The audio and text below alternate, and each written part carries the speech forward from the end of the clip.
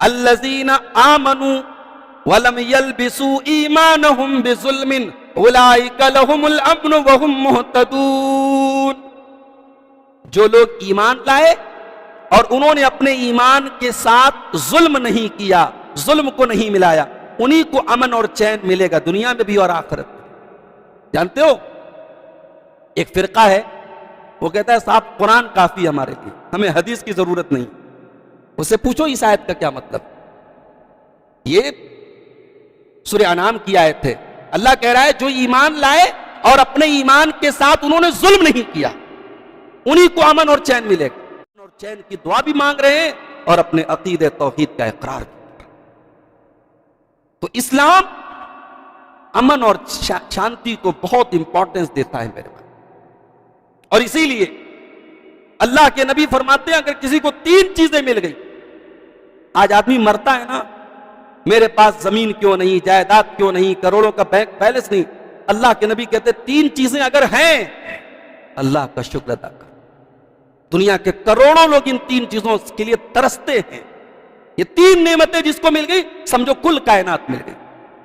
اللہ کے نبی فرماتے، ترمذی کی صحیح روایت ہے، من اصبح منکم آمنا فی سربہ معافا فی جسدہ عنده قوت یومہ. جو انسان اپنے گھر میں صبح کو اٹھے اور اس کے پاس 3 چیزیں ہوں، آمنا فی سربہ، وہ اپنے گھر میں امن کے ساتھ ہو. آج آپ دیکھ لیں اسی سرزمین کا ایک علاقہ ہے جسے دنیا فلسطین کے نام سے یاد کرے. آپ دیکھ لیں وہاں ہم اور آپ تو ماشاءاللہ آج کل تو شادیوں کا سیزن چل رہا ہے بنارس میں، ہم تو اپنے من پسند کے کھانے کھا رہے ہیں، بنارسی ذائقے کے ٹھاٹ بانٹ کا مزہ لے رہے ہیں صاحب ہم.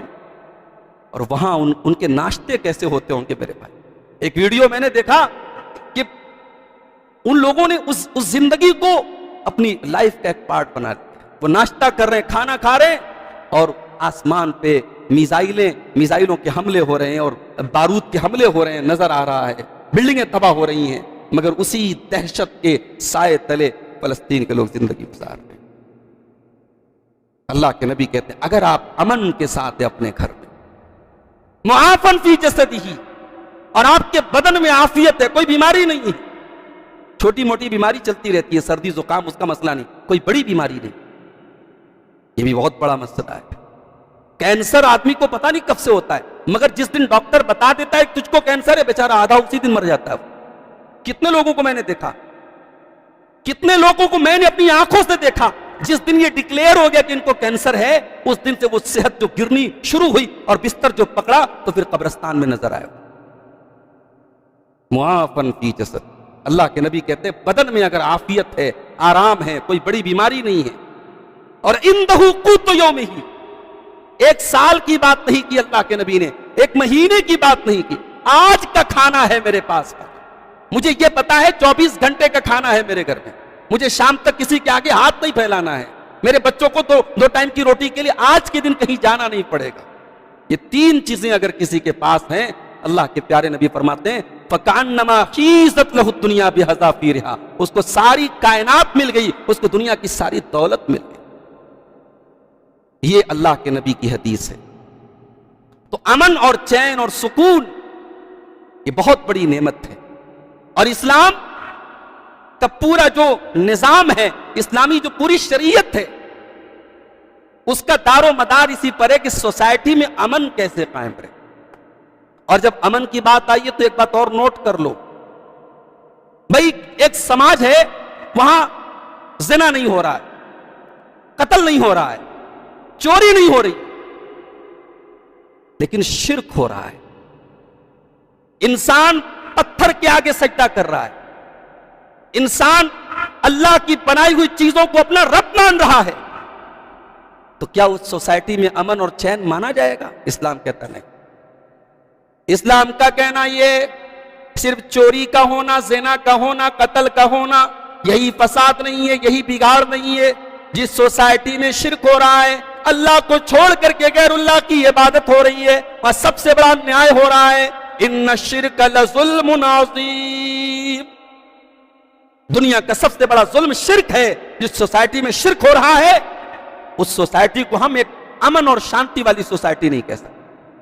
اس لیے اسلام یہ کہتا ہے کہ سوسائٹی میں امن قائم کرنا ہے تو توحید کو قائم کرو, ایک اللہ کی عبادت کی طرف لوگوں کو لے کے آؤ.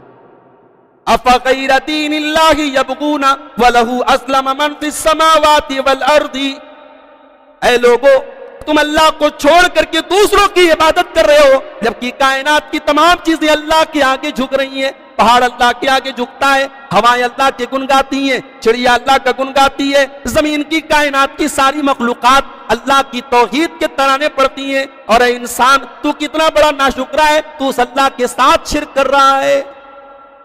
توحید کے بغیر امن اور چین قائم نہیں ہو سکتا.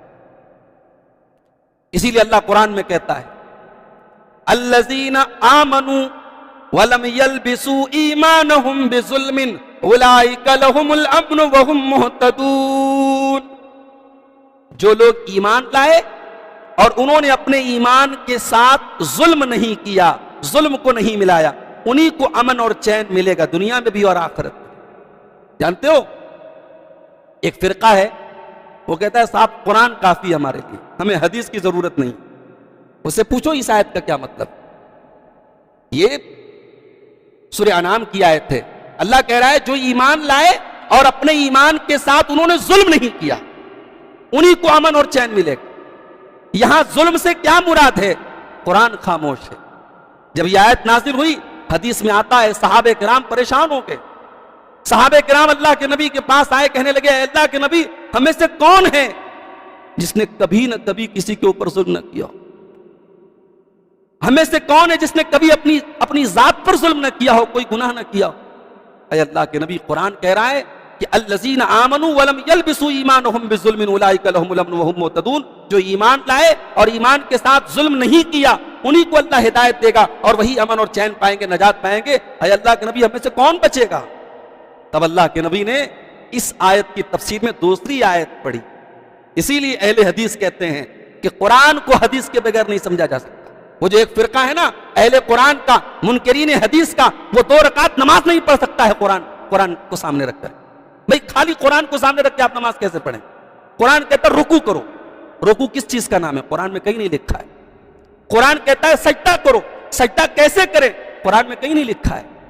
قرآن کہتا ہے نماز قائم کرو. نماز کیسے قائم کرے, کتنے ٹائم کی نماز پڑھیں؟ قرآن کہیں نہیں بتاتا ہے. تو شریعت قرآن اور حدیث دونوں کا نام ہے اور اہل حدیث کی یہی دعوت ہے. اہل حدیث کی کوئی تیسری دعوت نہیں. قرآن اور حدیث کی طرف آ جاؤ, یہی اہل حدیث کی دعوت ہے اور یہی سارے اماموں کی دعوت ہے. یہی امام ابو حنیفہ, امام مالک, امام شافعی, امام احمد ابن حنبل, تمام بزرگان دین کی یہی دعوت ہے. اہل حدیث کسی کی توہین نہیں کرتا. اہل حدیث اسی منہج کی طرف بلاتا ہے جو ائمہ کا مذہب تھا, جو اولیاء کرام اور بزرگوں کا مذہب تھا. تو امن اور چین توحید کے بغیر قائم نہیں ہو سکتا.